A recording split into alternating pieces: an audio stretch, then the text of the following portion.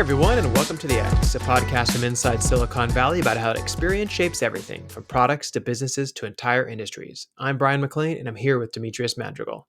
We have a pretty interesting week here. Looks like Apple released some new products. Disney's back in the news because a little bit of backlash on cost and some of the other features that they just released, and the White House executive order on ensuring responsible innovation in digital assets was signed by the president. Good morning, D. How you doing?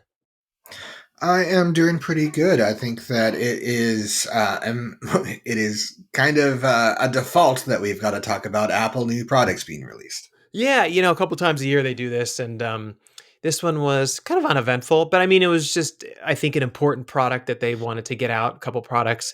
I don't think we should talk about the phones or anything. That's just kind of standard. But I think we should talk about the new Mac Studio and the Studio display that was released.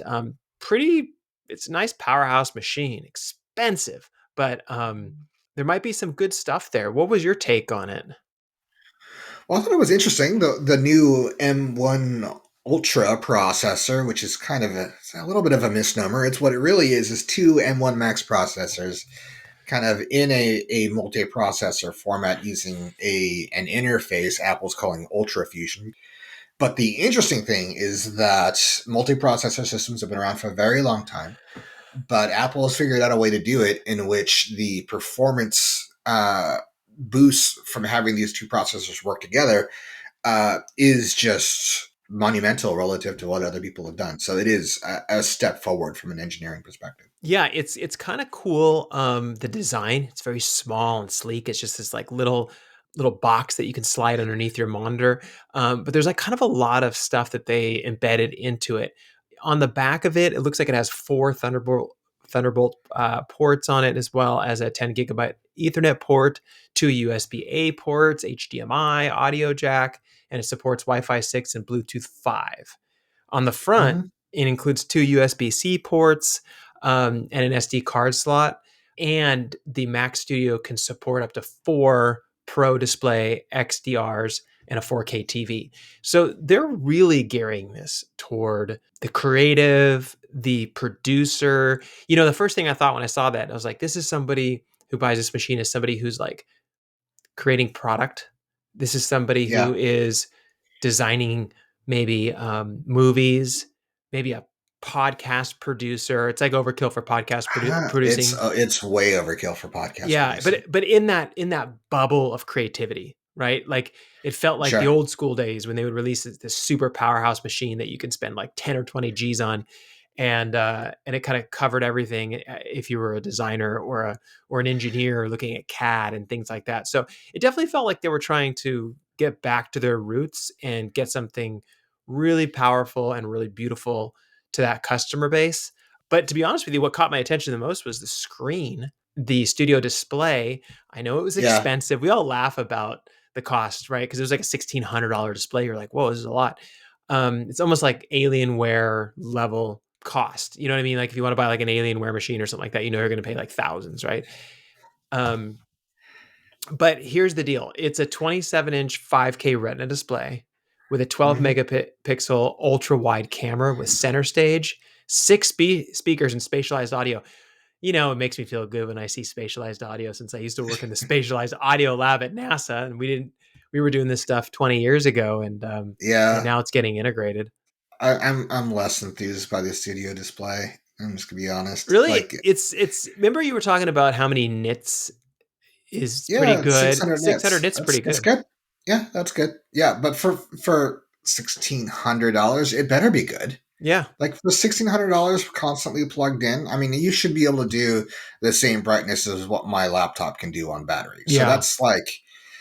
that's standard. The camera, that's fine. The center stage, nice. I think that's a useful feature, and I think it's good to have it in there. Six speakers in a monitor, like you know, just get, if you're gonna pay that kind of money, get a real audio system.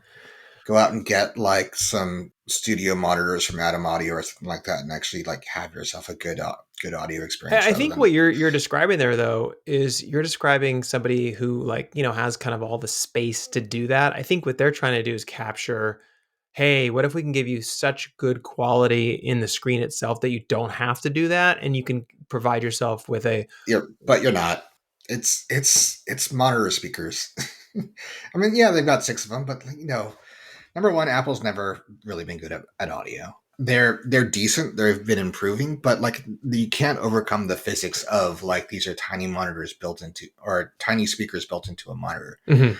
You can go out and get like Vanna T zeros, and they'll cost you $350. They're tiny and they sound amazing, and they've got great bass, and you can even have like a subwoofer out if you wanted to. So Yeah. like it's better. It's cheaper. They're beautiful. Just like for me, that's not. I would disable those speakers. I haven't even heard them, and I already know that I would disable them. I don't know, man. I think you should give it a listen first and see. All I right. understand what you're saying for sure. Like on, if you're an audiophile, you're not going to just have embedded speakers in your screen. Mm-hmm. I think you're going to go for like picking out the actual monitors and things like that that you really Yeah. want that'll sound great. But I also think that there is a segment of people that have funding either from their company or they want to do it themselves to buy a high quality machine, but they don't necessarily have a lot of space. Sure. I mean, I'm just saying that part of being into audio is recognizing you can get a better experience for cheaper.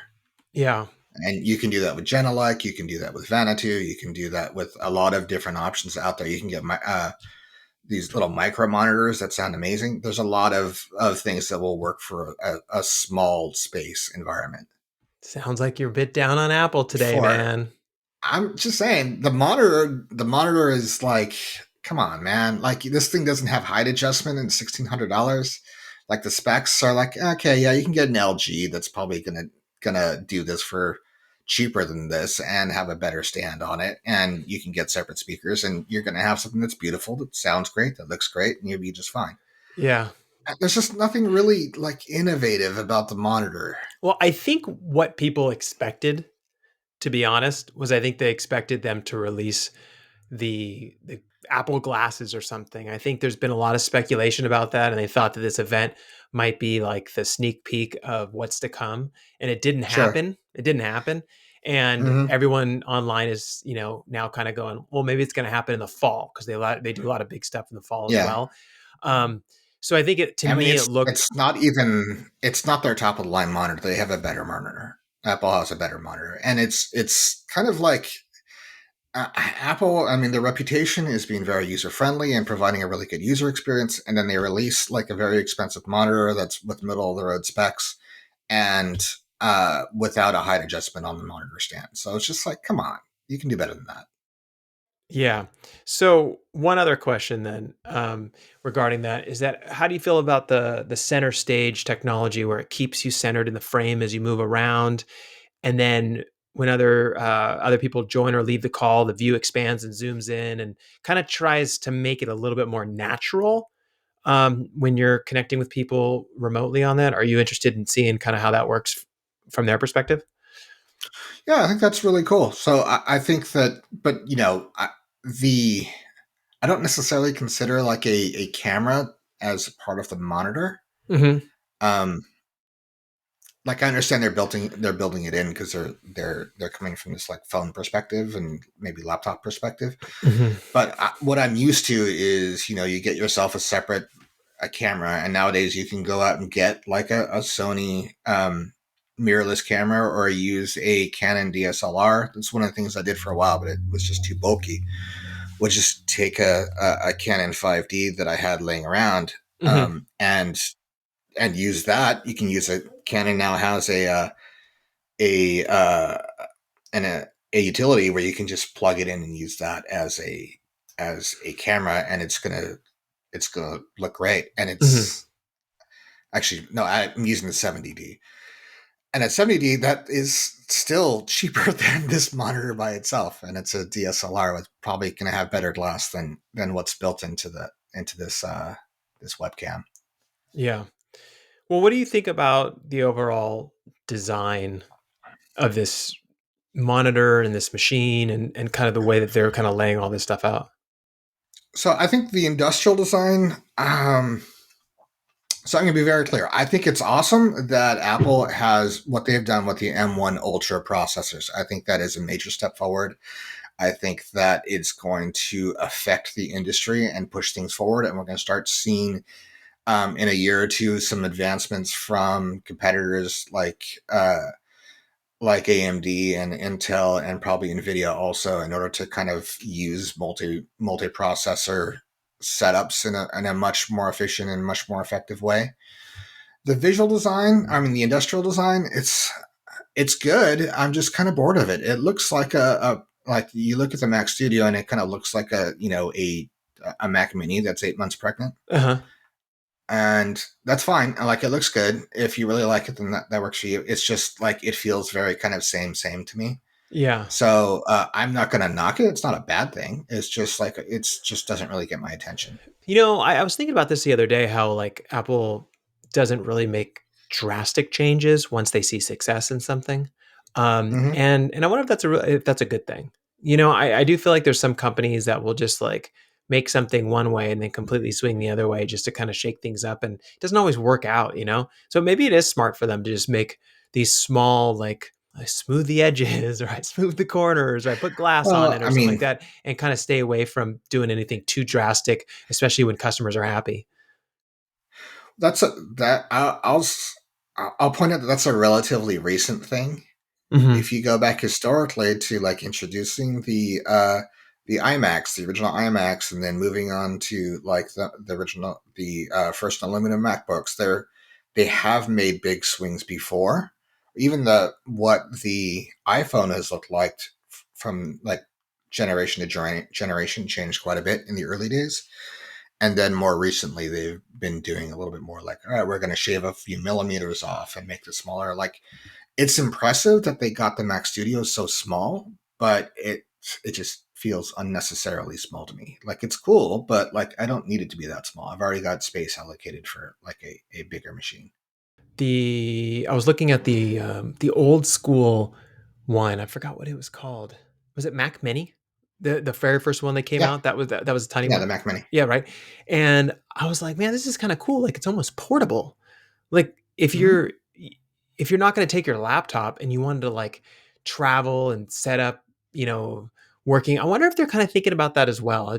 Sorry, I'm just like doing stream of conscious here, but like let's say that more people are working remotely, right? And you Hmm. want to go and work from your parents' house. You want to go work from your condo in Hawaii. I don't know, whatever it is that you have. That little machine, you just grab it, wrap it up, put it in your bag. It's like you're good to go, right? It's not like a big, huge, clunky machine. I wonder if that actually plays a part into this a little bit, because it would make sense if it did. I don't know. I'm like it's weirdly kind of doesn't come together as a product concept for me. Like a Mac Mini makes sense to some extent because a lot of people were using it for like a home theater PC. It's a little box. It does everything that it needs to do. You can run it as a media server, like just sitting in your living room. It was like the kind of the Apple TV before TV got released, and you could put it in different places and just have them around. This one, I don't think you would do that with something spec like this. I mean, you could. It's it seems more like something, especially for the price and for the specs, where it like you want to have like a dedicated space to it because the work that you're doing with it is probably going to require some dedicated work surfaces, right? You're going to Hmm. want an editing tool or like a Wacom tablet or those kinds of things in order to do the creative work that you'd want to do with this. Yeah, I agree with you. Which I have a hard time buying a desktop in general, because I feel like yeah, everything we do, it's like we're constantly moving around. And I have those moments where I'm like, I think I want a desktop machine, like a big, huge monitor and a desktop, and I can use it for all these things, plus gaming, plus metaverse, plus, whatever the future is showing for us, right? And then I go, yeah, but then I can't move it around and I'm constantly going places. Maybe I'll just stick to a laptop again. And I go right back to getting another laptop. yeah. I mean, I have a desktop that's pretty powerful, and I have a laptop. I got a new gaming laptop this past year, and felt like I was lucky to get it because like it's extremely difficult to get those right now.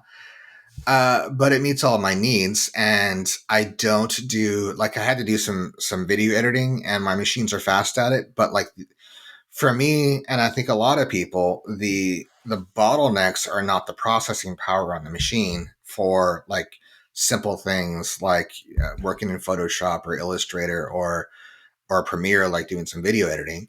It's interface and it's software, which is why I immediately mentally compared it to Microsoft's Surface Studio because they're both called Studio. Hmm. And I don't believe the Mac Studio has touchscreen. I don't believe it has kind of the interface characteristics of being able to use like a Wacom tablet with a Hmm. stylus or that little dial that changes the colors like you do on the Surface Studio. So from a use case perspective, the Microsoft Surface Studio, even though it's old now, is more interesting. But the Apple Studio just crushes it on specs. I know, and that was the interesting thing is like that Microsoft Studio is so beautiful and so amazing when you put that little dial and you can change colors and you're drawing on the screen. And I was like, this is the future. Like that's what it felt like when I saw it. But this one, from a powerhouse standpoint, and also I feel like the monitor is beautiful. Like I personally like it, but I look at it and I go, this is fitting the needs of right now of spec of everything that an Apple user probably wants. And I felt like the Microsoft Studio one is like, this is what the future should look like. And so, like, if you Yeah, could it's kind blend of those two like together, it'd be great. yeah. I mean, it really highlights kind of the limitations of kind of the walled garden approach Yeah. of like in a perfect world, what you would do is you would take the Surface Studio or the Microsoft Surface Studio with its interface and its touchscreen capabilities and just plug it into the Mac Studio, so you have all of that horsepower to kind of back the the kind of interaction surfaces that you're using. Yeah. Well, hey, let's jump out of that and talk a little bit about this next topic here, which I find to be really interesting, and I kind of go back and forth about. So, right now, there's a little bit of a backlash online with Disney, and the reason is that when Bob Iger retired and Bob Chapek took over, it appears that cost and revenue and all those types of things became more center stage. This is kind of based on what people are saying online, and they're now coming back, and guests are talking about how like not only is it very expensive to go to the park and prices have gone up, and this conversation has happened since I was a kid. Like I have heard this all the time, like how is Disneyland or Disney World so expensive that it's cheaper to go on a vacation where you fly an airplane to a complete destination and all this kind of stuff, versus getting your car and driving to Disneyland. But I think the kind of thing that is really kind of causing the issue right now is you use a app basically to navigate around the park. And one of the things that this app does, it's called Genie Plus. It allows people to skip lines if they pay an extra. It's like between $15 and $20 to have this feature. And it's just one of those things where you kind of go, okay, I thought the core experience was yes, you can buy more expensive tickets so that you can park hop between different parks and do all these types of things. Yes, the price goes up over time, and we understand that. We're committed to that as a user.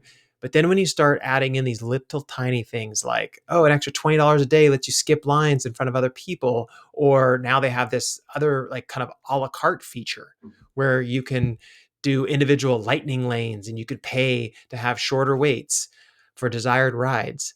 um, Yeah, it's almost feels like you're nickel and diming, and I fundamentally agree with the guests. Like I love Disney, and I think they put on an amazing experience, and I think the money is worth it when you're there and you're in the park and you engage in everything.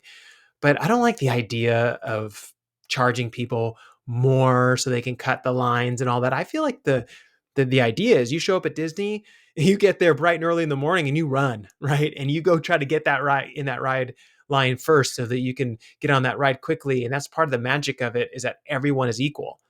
And now yeah, we're kind of diving away from that.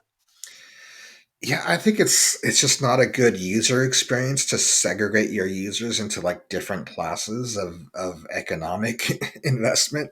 Yeah. It just like you don't want to be reminded about economic realities when you're out there having vacation. The whole kind of point is to kind of get away from that. And if you're someone who doesn't make as much money or doesn't have as much money as somebody else, and you spent the money to go to the park, and now you're kind of being faced with these reminders of somebody who is now cutting in front of you in line because they have the resources to do so. It's just, it takes you out of the moment. It hurts the UX. It's just, I don't think it's a good idea. I don't I either. understand that they might be looking to like boost their revenue in order to to get a better stock price, but it just seems like something very short sighted that could be hurt their user experience and hurt their long term financials. Yeah, the CEO, Bob Chapek, he actually said at the earnings call from last quarter that a third of all domestic visitors last quarter used it. Um, and that makes sense. I mean, I feel like if you're going to put your money somewhere, you're like, hey, my time matters. So I'm going to Hmm. pay extra money so that I can cut the line and I can see more in the park or whatever it is. Yep. It just rubs me the wrong way a little bit. I think we need to do away with these features that basically make, like you said, people feel unequal. And I hope that they look at it and they figure out a new way around it. I can understand if maybe they had like some special timing, like twilight time or midnight. You know how like when we go golfing every once in a while, we haven't done it in a long time, Hmm. but they have like the twilight cost, right? Where it's like, oh, Yeah. no one's really here during this time. Maybe they could do something like that. Like if not a lot of people are there during a particular time of the day, then you can use this feature and pop to the front or something. But like when it's busy and it's the middle of the day and everyone has worked really hard to like save their money to come there and drive across the country or fly there or whatever it is, I feel like it should be all fair game, dude. Whoever gets to the ride first gets to go on it. And standing in line is part of it. We would talk to guests, we get to know people. You would chat about the thing you want to do next. You look at your app and you're like, oh, what ride do we want to try to do after lunch? Let's order our lunch. I'll tell you, the one thing that the app did for us when we were there, and I know they've changed it since we've been there, is being able to order all of your food prior Hmm. to lunchtime or dinner, and then you just go walk up and pick it up. Yeah. Amazing. So that's a great UX. That is like, oh, I save so much time. I don't have to stand in line. I just walk up to the pickup window and pick it up. I still have to stand in line in the pickup window with everybody else. So if that's long, Yeah. you still have to do it. But it's never that long and it goes quick. Right? This one Yeah. just rubbed me the wrong way. And to be fair, Disney's had a tiered experience in their parks for quite a while, right? Like, not everybody can get into Club 33. That's, eight kind of secret members only a place. And then they've had like the kind of magic hour where you can get in an hour early, and they could do magic hours later on, potentially after the park closes or something. But it has always kind of been like once you get into the park, everybody's kind of equal. Not now that you're into the park, you're now being treated differently. So like having additional access to the park itself was one thing, Mm-hmm. but now like segregating people when they're in at the same time is just kind of it feels like it's going to be less pleasant for people for sure. Well, have you And ever I visited? Let me ask you something. Have you ever visited Legoland? I have not. Okay, so I went to Legoland one time, and I'm not bashing Legoland. It is what it is. But it's not the Disney That's experience. that's that's the thing you say right before you bash Legoland. Well, well, here's the thing. They chose a business model where they nickel and dime you for everything. That's what it felt Hmm. like there. Oh, you pay for the pictures, you pay for the this, you pay for the that, right? It's like the whole time you're going through it, you feel like you're just paying for little things everywhere, right? The thing that I'd always loved about Disney was that you pay a fee, you get in, and then you just enjoy the day. If you want to buy merch, yeah, and food, but Hmm. like for the most part, you just enjoy the day. I don't like this because it feels like it's heading in that direction. Yeah, I mean, early Disney Park when Disneyland first opened, you actually had to get tickets for the different rides. Yep. That's why you had e-ticket rides and different tiers of rides, and they went away from that because it hurt the user experience. So it feels like a company like Disney. When it comes to theme parks, Disney is king. There's nobody else that is at their level. Their Six Flags is fine, like Magic, like Legoland. I'm sure is fine. Universal Studios is okay, but Disney is king, and it doesn't make sense to me that they're now going to say we are the kings. So what we're going to do is we're going to start copying people who are less successful than us. Hmm. That's Yeah. not the way it should work. They should be copying you, and then you innovating new ways of doing things, not you saying, oh, well, they're less successful than us, but let's start copying them because we can make some short term cash. Yeah, I mean, whatever happened to magic bands? Like, do they do that? I mean, that was a beautiful USX experience. You put your key information on there, you leave everything in your safe inside of your room, you put on a band, and then you just engage throughout the day. And you don't need to carry a wallet, you don't need to carry keys, you don't need to carry anything with you. Your band does everything for you. I think they're still doing that. I haven't heard a lot. I haven't been to Disneyland in a little while, just partially because of the pandemic. But Yeah. the I think that started in Disney World in Florida, and that was coming to Disneyland. I heard, but when it comes to like where the charges are and how it's hmm segregating, that's just a way for them to implement it. It's not changing whether or not their people are being segregated in the park. I do believe that this backlash will. Disney's pretty good about listening. And Hmm. I do believe that they could look at this and kind of shift things up and change things. I mean, they've changed things a lot over the last couple of years. I hear I haven't been there since before the pandemic, but I heard that they have tried and experimented with different ways to navigate on the app and different things like that to kind of like handle flow and to handle like COVID rules and things like that. But this one really made customers unhappy. I don't like it. You don't like it. Customers don't like it. So hopefully something will get worked out with it. I believe that Disney will do the right thing because they tend to. So we'll see how it unfolds. But I do have one last question regarding Disney, and I wanted to get your like honest to God opinion on this.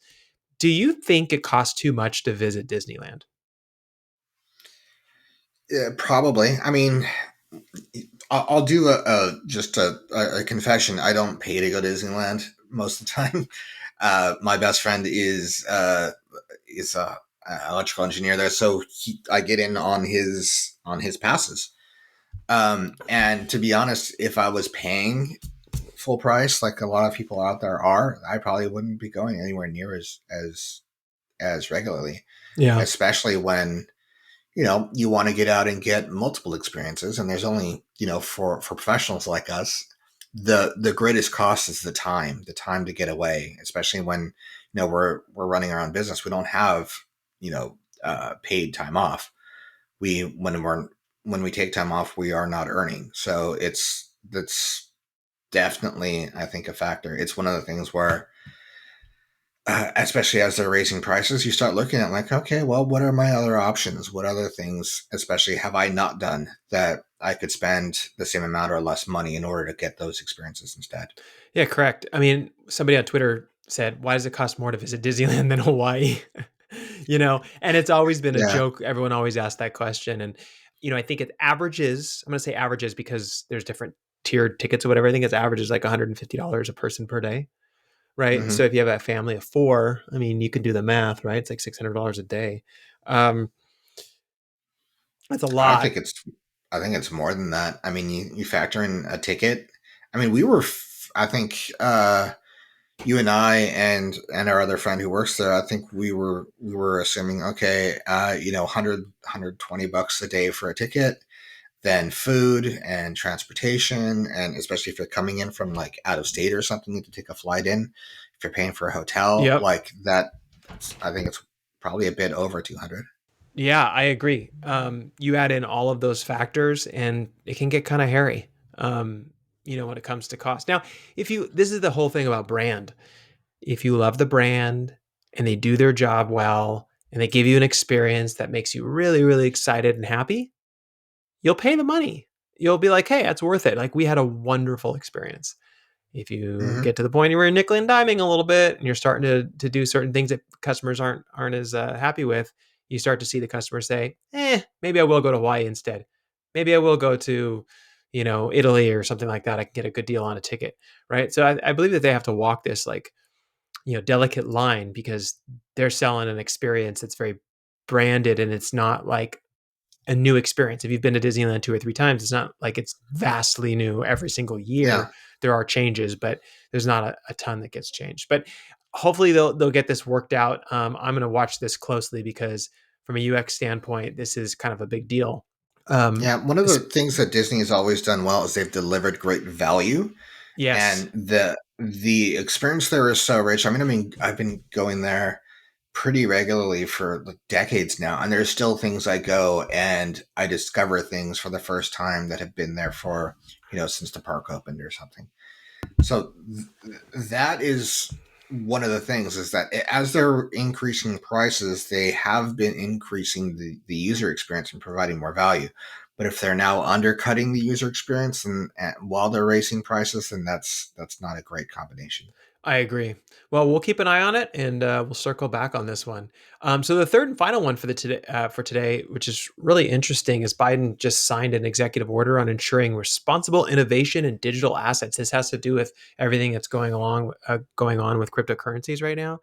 Biden administration is putting its support behind the research and development of a U.S. central digital currency, something that you know needs to happen anyways. I think I don't know too many people that just carry loads of cash in their pocket anymore. Most things are transacted digitally, like through a credit card or through PayPal or through something to some nature. So this is kind of like the next step. But most importantly, they're actually laying out national policy for digital assets across 6 key priorities. And so I thought I would kind of lay these out. So one is consumer and investor protection, which we know is like super, super important, especially with all the scamming and everything that's going on. Financial stability, like what does it mean to be bringing these currencies into the market and kind of changing up the financial system in that way. Illicit finance, obviously we know what that means. U.S. leadership in global finance system and economic competitiveness. Like, what does it actually mean to have like a digital currency for the country and other countries having these central currencies? Financial inclusion and responsible innovation. This is the next step into really solidifying this digital asset space, or I'm sorry, digital currency space, and ensuring that it rolls out properly over the next couple of decades. So, what are your thoughts on this, kind of small but big step at the same time? Well, there weren't a lot of specifics in this statement, There so it's kind wasn't, of yeah. more like setting the stage and kind of establishing goals. It's like a set of mission statements, which the government loves to do, where they'll say like, "Oh, we're going to start looking into this stuff." Like for the central bank digital currency, they already have an acronym for it because, of course, they do. That's what government does. It's not real if it doesn't have an acronym. So the CBDC, they said they're going to start investigating it. So it's not something that they're committed to.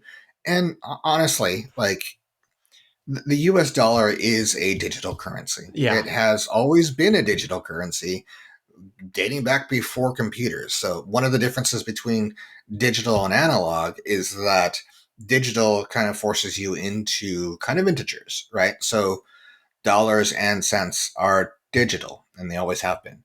And that's separate from kind of an analog measure of value, which might have been like a goat or something back in the day when people used to barter goats, Yeah. because or livestock in general, because you look at it and it's going to not have a discrete digital value. It's going to be some kind of there'll be some kind of remainder going off into infinity, right? Because Hmm. um, real value isn't discrete like that. And one of my criticisms of cryptocurrencies is that to date there's nothing that you can do with a cryptocurrency that you can't do with the fiat currency. Hmm. Now, from a technical standpoint, there are things that you can't do because of a regulatory standpoint, or because of limitation on the control of the resources or the way in which they're implemented. Hmm. But like as far as like making payments and transferring money, and you can do anything, or tracking who owns what, or keeping that private. You could do anything that you could do with a cryptocurrency. You can do with a digital currency. It's just that because of the way that the currency is controlled, it's not being implemented in that way. Yeah, it's super important that they actually put out all this regulation, though, because the fact is, you and I can create our own coin. We can dump it into the Mm-hmm. market. We can tell everyone how many coins there are. We can drive up value. We can sell it and then make it disappear. Like it's Mm-hmm. too wild west, and it's unfair to the people who don't really understand what's going on underneath the hood, and they invest in it because they see other people making money in it, which makes sense, right? And they're Mm-hmm. like, "Oh, I need to be involved in this. It's the future." It's like not investing into computers early on or something like that, right? And if there's no regulation around it, then we can't really hold bad actors responsible for stealing other people's money and that kind of stuff. So I think this is a great next step. I do think though that having regulation and formulation around how these currencies can be distributed in the market and what you have to do and how you have to get them certified or whatever it is that they end up doing, I think is going to take a lot of these like random coins that exist and just make them go to zero, right? Like they Hmm. people might not want to buy one of the 10,000 different coins that are out there anymore. They might just focus on the top three that exist, including the U.S. Currency, U.S. dollar currency. Yeah, I feel like every single day, just about, I see some story about a brand new rug pull where somebody released an NFT or a cryptocurrency and sold a bunch of it, and then just abandoned the project completely. So that is something that is absolutely just completely fraudulent that needs to get regulated. And I don't think there's any surprise here. Like, everybody anticipated there was going to be regulation coming for cryptocurrencies, and the reality is it's not real. It's not real. It's not viable. It's still kind of a technology demonstrator until it is regulated in order to make it something that's real. Most assets have some level of insurance behind it, Yep. whether that's like a backed by the federal government, like the U.S. dollar is, or like your bank account is backed by FDIC. You get insurance for your house. You get insurance for a lot of things in the private market, and this is not. If you buy a $500,000 piece of virtual property on Decentraland or Sandbox, and then that centralized platform that that supports those just shuts down, then you own a token for a piece of virtual land that no longer exists. Yeah. And I think they're going to wrap a good UX around this ultimately, because when you apply regulation, you apply formation of rules, you apply clear R&D and thinking about how these things can be released and what they can do and how they can be in your wallet and how they can be exchanged and how they're backed and all that kind of stuff. You ultimately are creating out a better experience. That's basically what you're doing for the average consumer. Well, you can be. I mean, it takes, from that point, it takes the technology integrators in order to figure out how to make that, how Yep. to translate that into a better user experience. So I don't think it's guaranteed, but I think it will be. It will ultimately kind of what will be the result. Absolutely, yeah. And I think moving forward, I think this is a good step. I'm curious to see what's going to happen to all these coins. Honestly, I Mhm. think I think Bitcoin is like here to stay. I think it's just something. It's almost like pop culture now. Like everybody loves Bitcoin, and so it's going to stick around. But a lot of these like random coins that I see, I mean, I look at that list sometimes, D, and it's so long. Like Oh a yeah, coin, I've never heard of this. And then I look up the company, and the company is some small company here who's trying to build a technology that integrates this into a coin. And so they create a coin to make money in order to build the technology. And you're like, that's not going to last. The technology might work, but the yeah. coin existence, you know? Yeah, I mean, the technology can overcome human nature, which is that if it's once it's established as a fully viable technology, then it will consolidate behind the the um, the entities that have the resources to consolidate it. And it's not doing that yet because people are still waiting for it to kind of decide what it's going to be. I mean, for Bitcoin, I think it's always going to be around, kind of in the same way that AOL and Yahoo is always Yeah, it around. just never go away. It just doesn't. I just don't think it has the technical capabilities in order to really be that kind of end game cryptocurrency. I think we're going to see it eventually. I don't even know if what is going to be kind of the end game cryptocurrencies even exists yet. Who knows? Like honestly, who Yeah. knows? I was listening to like a younger woman who worked on the floor of the trading floor in Wall Street. And they were Hmm. interviewing her because she left the trading floor and then started her own business and was doing really well and stuff like that. It was a really interesting interview. And they asked her, like, do you invest in cryptocurrencies? And she goes, no, I don't invest in cryptocurrencies. None of them. I'm not going to invest in anything until it's regulated. And it was really interesting because this is coming from someone with the perspective of Wall Street and working like on the floor, like doing trades. I mean, these are people who are, rubbing shoulders with everyone else who's making trades for like real large whales to corporations to everything all around the world.